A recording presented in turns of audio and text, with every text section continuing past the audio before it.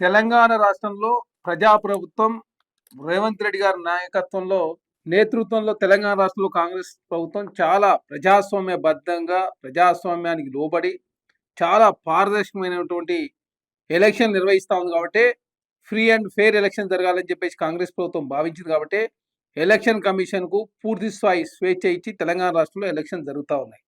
దానికి నిదర్శనమే 2020లో జరిగిన మున్సిపల్ ఎలక్షన్లో బీఆర్ఎస్ పార్టీ తెలంగాణ రాష్ట్రంలో ప్రజాస్వామ్యం లేకుండా చేసింది.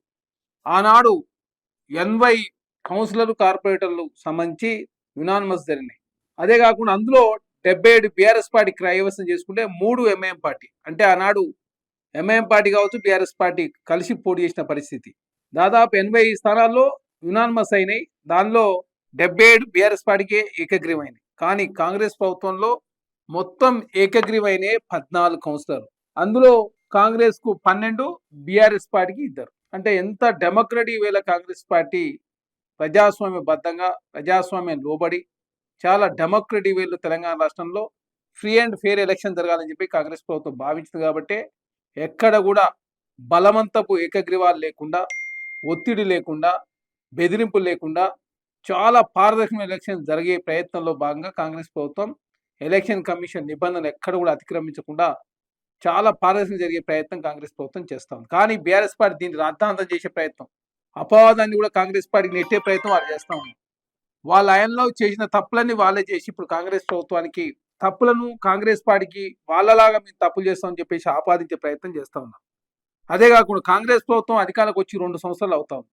ఈ 2 సంవత్సరాల కాలంలో 17,472 కోట్ల రూపాయలు ఓన్లీ మున్సిపాలిటీలకి కేటాయించుకున్నాం.